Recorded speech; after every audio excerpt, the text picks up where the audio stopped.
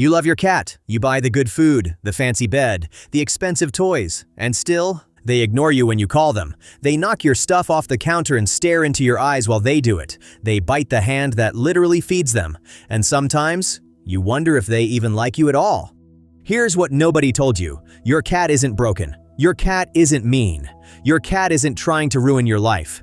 You've just been raising a cat like a dog. And today, we're going to change that, because understanding this one thing will completely transform your relationship with your cat. To understand your cat, we have to go back, way back. Dogs have been evolving alongside humans for tens of thousands of years. They were selected specifically to cooperate with us, to respond to commands, to seek our approval, to read our faces. That's not a personality trait. That's thousands of years of selective breeding baked into their biology.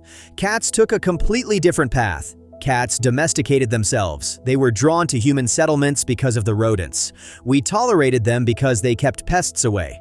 It was a business arrangement, not a partnership, not obedience training. Domestic cats still carry the instincts of largely solitary hunters. They didn't evolve to look to you for direction. They evolved to read their environment, make independent decisions, and survive on their own terms. That's not a flaw. That's a feature.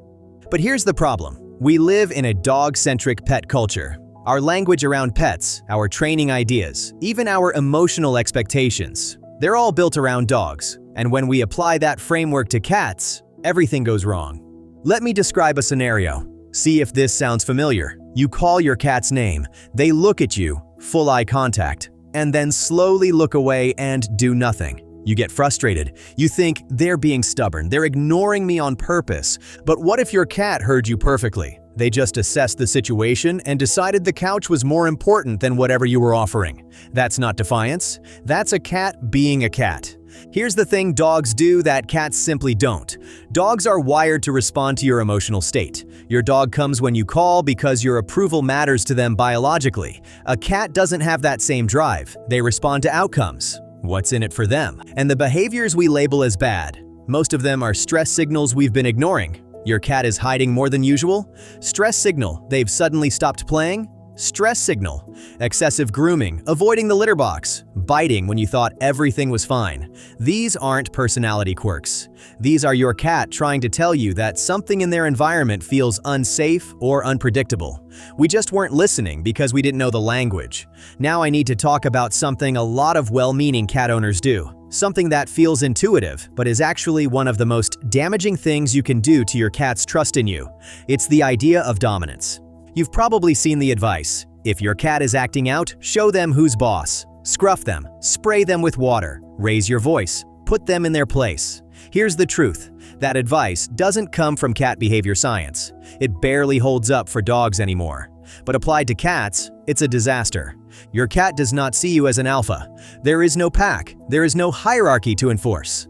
What there is a relationship, and that relationship is built entirely on one thing: whether your cat feels safe around you. When you spray your cat with water, you don't teach them that scratching the couch is wrong. You teach them that you are unpredictable. When you scruff them as punishment, you don't establish authority. You trigger a fear response that their brain stores and remembers. Fear can suppress behavior in the short term, but it destroys trust, and a cat that doesn't trust you will become a cat that hides from you, reacts to you, or simply shuts down emotionally. I've seen people describe their cats as cold or mean, and after one conversation, it becomes clear.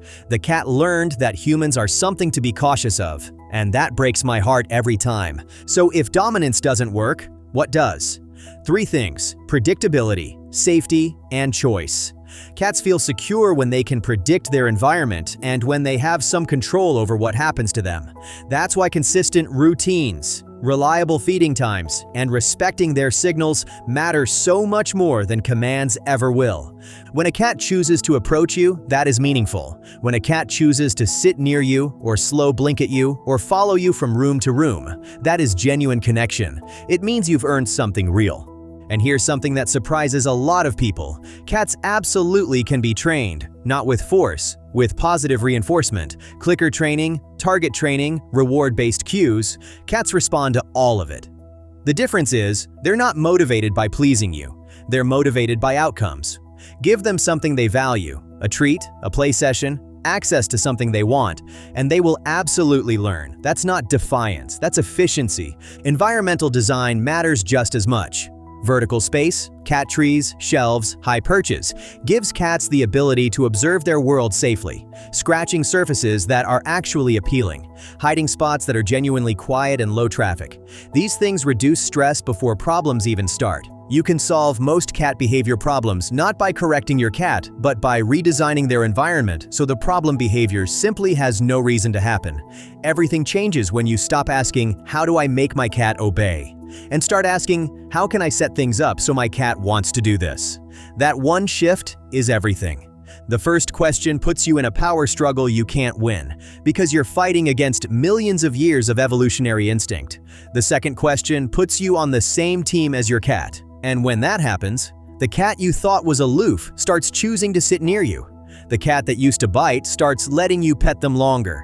The cat that hid constantly begins to explore, because they finally feel safe enough to. Cats are not less affectionate than dogs. They are not less loyal. Their attachment just looks different. A cat that chooses you, that is a deeply intentional act. It means you've built something real together. I want to say something directly to anyone who has ever felt like a failure with their cat, like no matter what you do, it's never enough. Your cat isn't failing you. They've been asking to be understood, and the fact that you're here, watching this, means you're already listening. Here's what I want you to take away from this video. Dogs deserve to be understood as dogs. Cats deserve to be understood as cats. When we stop measuring cats against canine standards, when we stop calling them cold or difficult or untrainable, we start to see them for what they actually are. Independent, observant, deeply intentional creatures who, when they trust you, will show you a kind of quiet devotion that is absolutely worth earning.